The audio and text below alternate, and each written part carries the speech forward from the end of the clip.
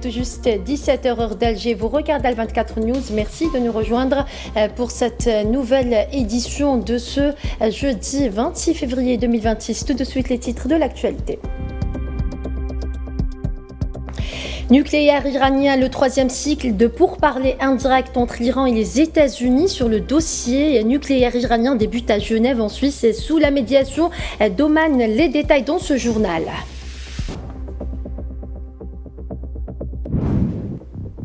Nucléaire iranien, la Chine appelle à la retenue et affirme soutenir l'Iran dans la sauvegarde de la stabilité.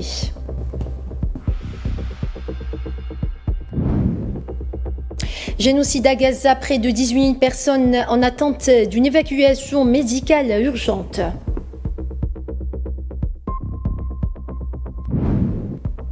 Et puis rapprochement antitissionniste, quelles conséquences géopolitiques sur la région? Élément de réponse dans ce journal.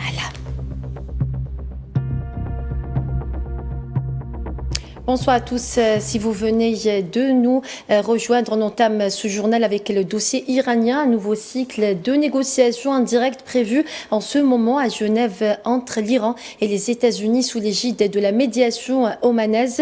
Ce face-à-face intervient dans un climat d'urgence marqué par les menaces de frappe militaire américaine. Côté iranien, le ministre Abbas Araghchi limite strictement les discussions au dossier nucléaire. Téhéran exige la levée immédiate des sanctions économiques en échange d'un possible gel de l'enrichissement d'uranium tout en réaffirmant son droit à une technologie nucléaire civile. Les émissaires de Donald Trump, Steve Witkoff et Jared Kushner imposent une condition de pérennité. Washington exige que tout nouvel engagement iranien soit définitif et s'oppose fermement à toute capacité d'enrichissement, même minimale.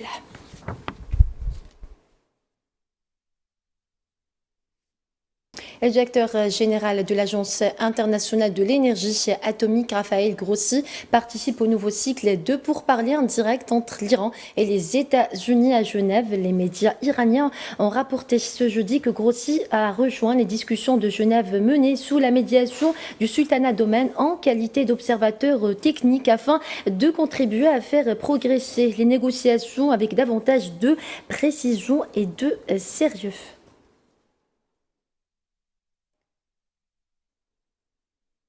Le président iranien Massoud Pezeshkov a réaffirmé aujourd'hui l'opposition de Téhéran à toute arme nucléaire alors qu'un nouveau cycle de négociations indirectes avec les États-Unis se tient à Genève. Des discussions centrées sur le programme nucléaire et la levée des sanctions. Nelly Hamouda.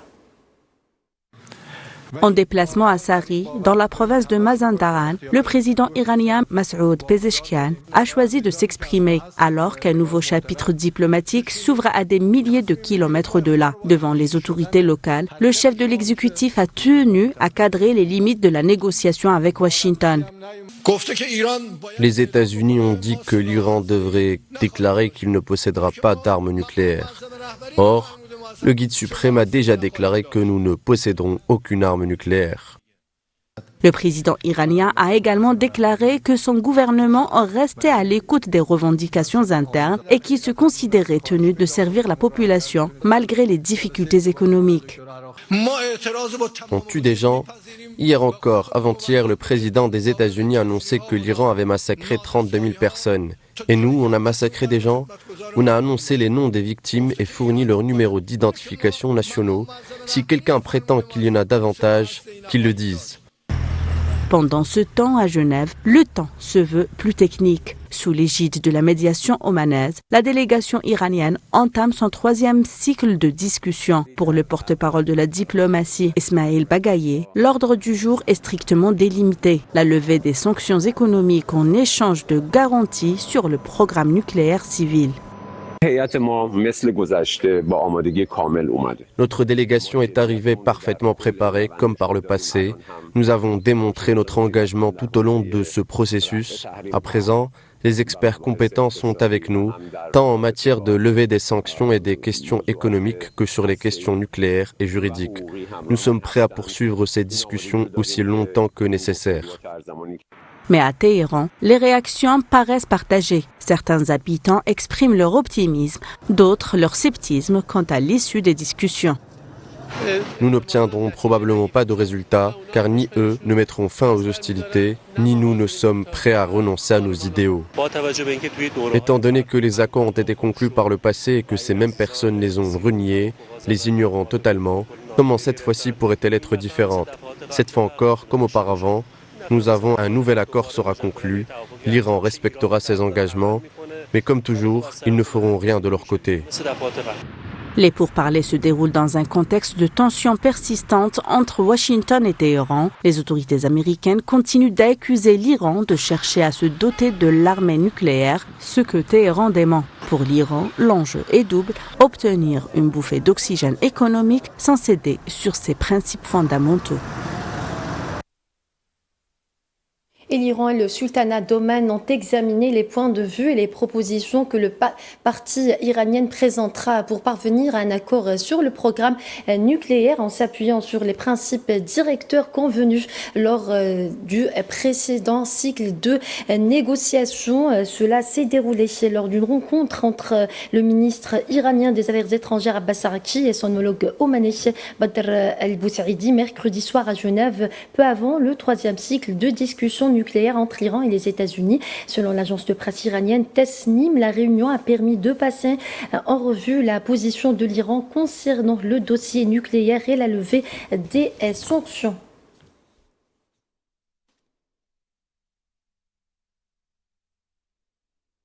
Toujours dans le même contexte, le secrétaire d'État américain Marco Rubio a estimé que le refus de l'Iran de discuter de son programme de missiles balistiques représentait un gros problème. Lors d'une conférence de presse tenue hier mercredi à Saint Kitts Nevis dans les Caraïbes, Rubio a affirmé que le président américain Donald Trump privilégiait les solutions diplomatiques avec l'Iran.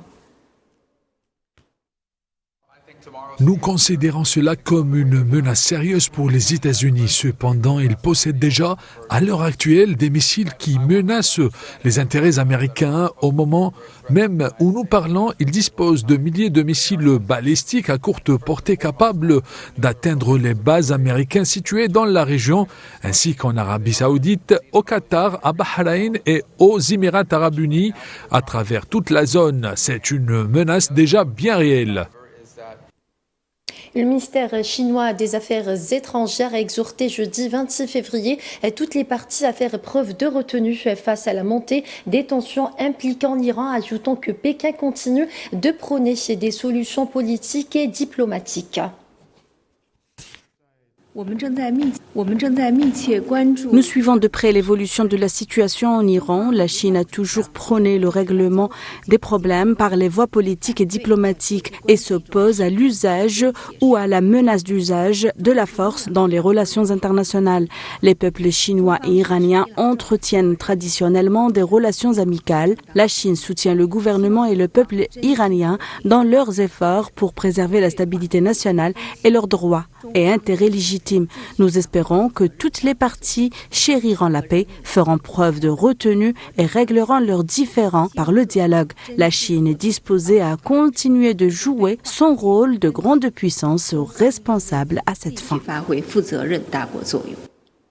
En Palestine occupée, plusieurs Palestiniens ont été blessés par les tirs des forces d'occupation sionistes hier soir dans le nord de la bande de Gaza, parallèlement à des opérations de dynamitage et des tirs dans diverses zones de l'enclave. Des médias citant des sources palestiniennes locales ont rapporté que les forces d'occupation ont ouvert le feu en direction de la place du camp d'Achati, faisant plusieurs blessés parmi les Palestiniens. Ces incidents surviennent au moment où les forces d'occupation mènent ce jeudi des opérations de dynamitage et de tir à Rafah, Khan Younes et dans le camp d'El Bouraïcha.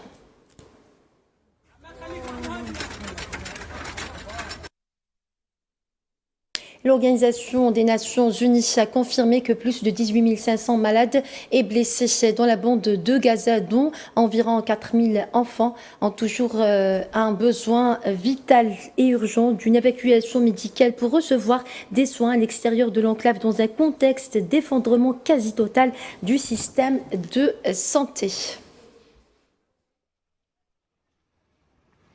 L'ONU et ses partenaires aident les patients à se rendre en Égypte via le point de passage de Rafah.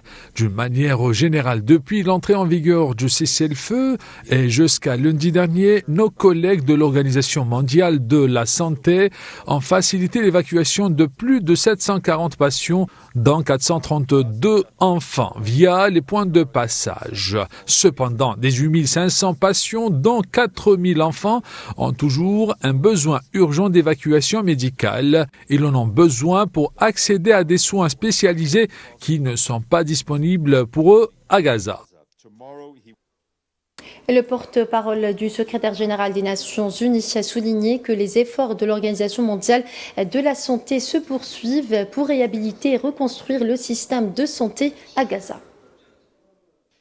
Afin de réduire la dépendance aux évacuations, l'OMS continue de plaider pour la réhabilitation et la reconstruction du système de santé à Gaza, ce qui inclut l'autorisation d'entrée pour davantage de fournitures médicales, la restauration des installations endommagées et l'élargissement des services essentiels. L'organisation demande également, avec insistance, la réouverture des canaux d'orientation médicale vers la Cisjordanie, ainsi que l'augmentation de l'accueil des patients par les États membres pour des soins à l'étranger, tout en garantissant le retour des patients à Gaza une fois leur traitement terminé. Et les forces d'occupation sionistes ont mené ce jeudi une vaste campagne d'arrestation visant des Palestiniens après avoir pris d'assaut diverses régions de la Cisjordanie occupée. Les forces d'occupation ont arrêté des Palestiniens, dont des anciens prisonniers, lors d'une incursion dans la ville de Qalqalia. Elles ont également arrêté une femme après avoir perquisitionné le domicile de sa famille et l'avoir passé sa tabac à Tulkarem, tout en signalant d'autres arrestations dans la province de Naplouse.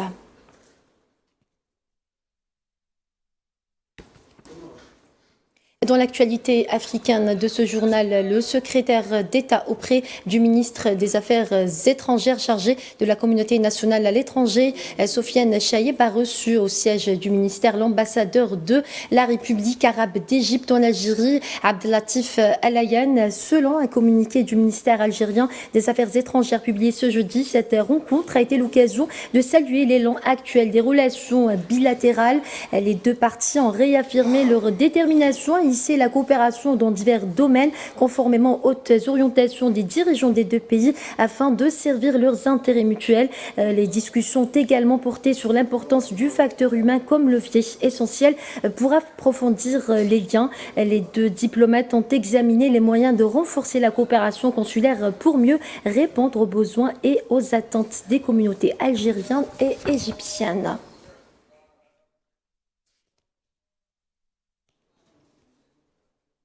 Sahara occidentale, à présent, la République arabe sahraoui démocratique célébrera ce vendredi le 50e anniversaire de sa proclamation. Une occasion pour réaffirmer la ferme détermination du peuple sahraoui à poursuivre le combat contre l'occupation marocaine jusqu'à l'obtention de sa liberté et de son indépendance.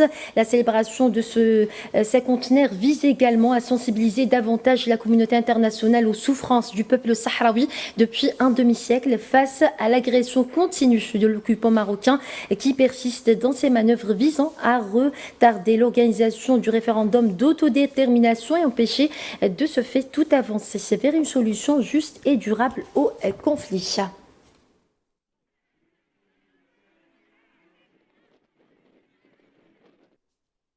Toujours dans le même contexte, l'Organisation des Nations Unies a souligné la nécessité d'un travail substantiel concernant ce qu'elle a qualifié de question centrale d'autodétermination du peuple sahraoui afin de parvenir à une solution acceptable pour les deux parties au conflit. Lors d'un point de presse régulier tenu au siège de l'organisation à New York, le porte-parole de l'ONU, Stéphane Dujarric, a insisté sur le fait qu'un effort considérable reste à accomplir, notamment sur la question fondamentale de l'autodétermination.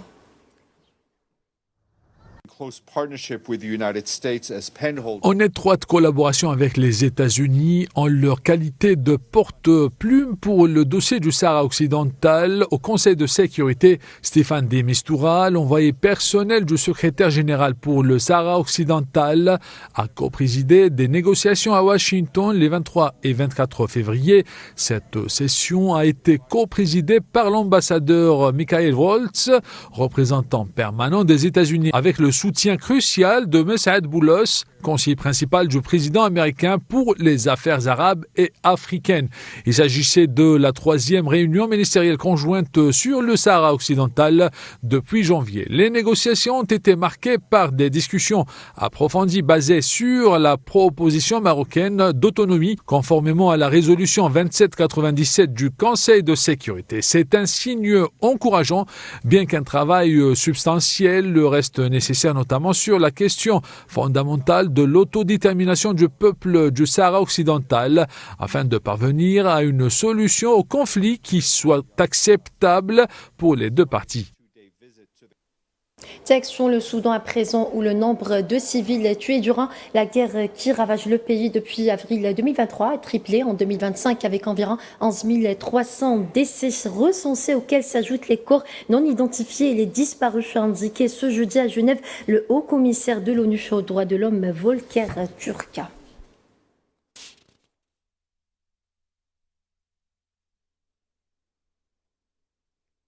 Et le réseau Médecins du Soudan a accusé les prétendues forces de soutien rapide d'avoir enlevé et détenu plusieurs médecins lors de leur récente offensive terrestre et aérienne contre la zone de Mistahila au Darfour.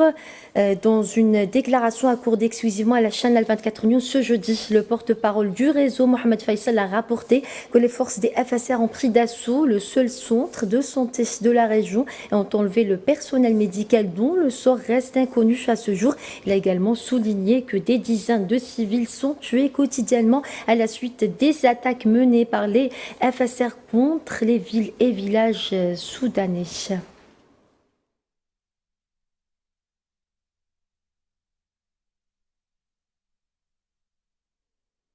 Et dans l'actualité, le rapprochement entre l'Inde et l'entité sioniste a été lent et graduel. La visite de Narendra Modi en territoire occupé vient afficher au grand jour ce rapprochement. New Delhi choisit son camp avec les conséquences que cela implique. Plus de détails avec Safwan Bassabri.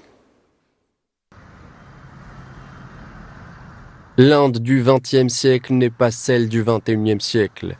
C'est ce qui est symbolisé par la visite de Narendra Modi en entité sioniste et le rapprochement officialisé entre Netanyahou et le Premier ministre indien. C'est la première visite du genre en Palestine occupée. Narendra Modi conclut son discours devant la Knesset par une formule en hébreu qui exprime un soutien total à l'entité sioniste. Am Israël Khai. La symbolique est grande, à la hauteur du nouveau positionnement de New Delhi par rapport aux alliances internationales. C'est un acte majeur dans la recomposition lente des équilibres internationaux et au Moyen-Orient, l'Inde a choisi son camp. Post-7 octobre, l'Inde avait tenté d'assurer une position d'équilibriste malgré le génocide qui était en cours à Gaza. Aujourd'hui, l'Inde passe outre les considérations morales et affiche au grand jour une alliance nouvelle, que Modi qualifie de décision historique. C'est un élèvement des relations au rang de partenariat stratégique spécial. L'Inde et l'entité sioniste ont signé 16 mémorandums d'entente. L'énergie nucléaire, le secteur de la défense, l'intelligence artificielle, l'agriculture, entre autres, sont concernés. L'entité sioniste a même accepté un transfert de technologie vers l'Inde, tant l'alliance est basée sur un socle solide. En effet, l'Inde et l'entité sioniste se rejoignent sur plusieurs plans. Tous deux appliquent une politique hostile envers leurs voisins, le Pakistan et le Bangladesh pour l'Inde, le Liban, la Syrie ou l'Iran pour l'entité sioniste. Point commun entre toutes ces nations, l'appartenance à une sphère civilisationnelle islamique. Ainsi, New Delhi favorise une alliance avec l'entité sioniste contre un renforcement de ses capacités de défense face au rival pakistanais. En échange, elle envoie une main-d'œuvre peu coûteuse travailler sur des chantiers de colons et délaisse au passage ses relations avec le monde arabo-islamique. Et dans le reste de l'actualité de ce journal, des responsables ukrainiens et américains se sont réunis à Genève jeudi 26 février pour des discussions sur la reconstruction d'après-guerre malgré l'impasse des négociations de paix avec la Russie.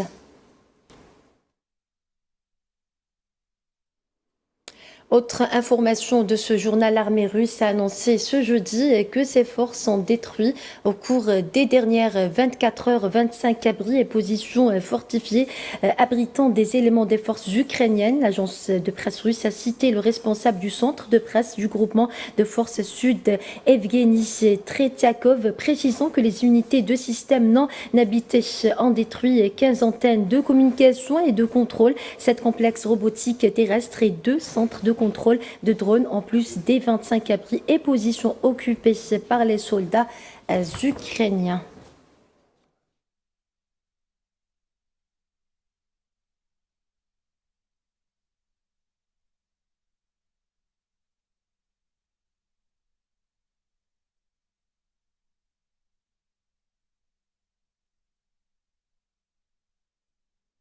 À la lueur des lanternes rouges et au rythme des tambours, la fête du printemps a dépassé désormais le cadre de la tradition pour devenir un puissant aliment touristique.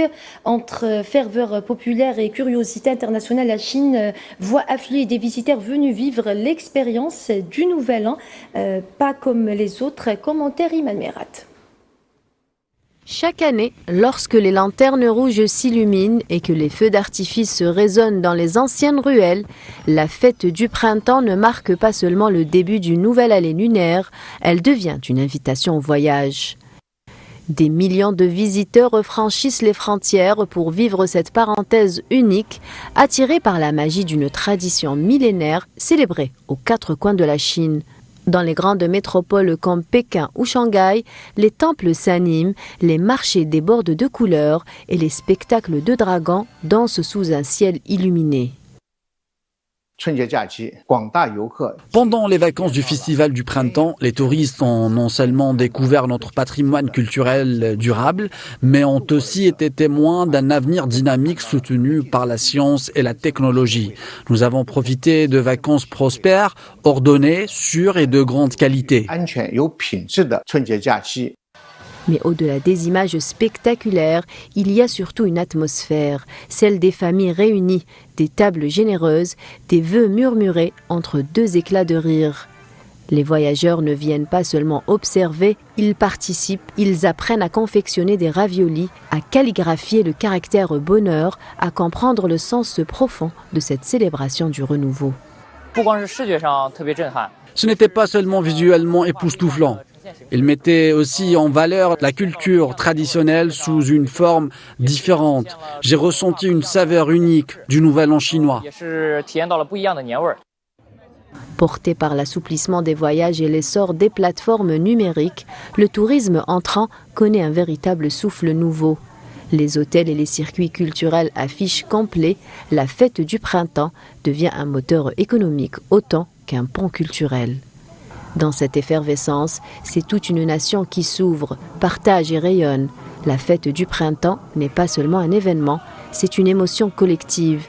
Et pour ceux qui la découvrent pour la première fois, c'est souvent le début d'un attachement durable. La fête du printemps est un voyage qui commence par une célébration et qui se prolonge bien au-delà des lanternes éteintes. Sport football, à présent les matchs retour des barrages de la Ligue des Champions. Elles se sont achevées hier. L'Atalanta a sauvé la face des Italiens. Le PSG est toujours en lice. Les détails avec Faisal Salah. L'identité des 16 équipes qualifiées pour les 8e de finale de la Ligue des Champions est connue. 8 équipes se sont qualifiées directement. En tête du top 8, le club londonien Arsenal, premier du classement avec 24 points, 8 victoires sur 8 matchs joués dans la première phase de la compétition, suivi du Bayern, Liverpool, Tottenham, Barcelone, Chelsea, Sporting et Manchester City. Les 8 vainqueurs des barrages de la phase à élimination directe ont rejoint les 8 premières équipes. Hier, mercredi, l'Atalanta Bergame a sauvé l'honneur des Italiens en renversant les Allemands du Borussia Dortmund. Victoire 4-1 au match retour, 4-3. Au total, un scénario cauchemardesque pour l'international algérien Rabi Bensebaini, expulsé au bout du temps additionnel suite à un deuxième carton jaune après l'intervention de la VAR. Penalty accordé à l'Atalanta, converti avec succès par Samardzic. À Turin, la qualification échappe à Spalletti. Le Galatasaray a tremblé, mais il a fini par passer. La Juventus a mandri à 10 après l'expulsion de Kili, a su comment rattraper son retard du match aller, la défaite concédée de 5-2. La Juve a mené 3-0 dans les 90 minutes, poussant le match vers les prolongations. Osimhen et Yılmaz ont marqué. Les Turcs ont brisé le rêve des Bianconeri, 3-2, 7-5 au cumul des deux matchs. Le Real Madrid confirme au Bernabéu une victoire de 2-1 face à Benfica. Le but de la victoire signé Vinicius Junior offre une qualification avec un score cumulé de 3-1. Le tenant du titre, le Paris Saint-Germain, vainqueur à l'aller 3-2, a gardé son avantage au parc. Le match retour s'est soldé sur le score de 2-2. Le PSG est toujours dans la quête de défendre son titre. L'Atlético de Madrid, Leverkusen, Bodo Glimt et Newcastle ont validé leur billet mardi. Le tirage au sort est prévu demain vendredi avec des affiches prometteuses. Et voilà, c'est ainsi que s'achève ce journal. Merci à vous de votre fidélité. Excellente suite des programmes sur Al24 News et à demain. Je vous laisse à présent avec Leïla Guertal pour l'échiquier international consacré aujourd'hui à la visite du pape Léon XIV en Algérie. Excellente soirée à tous.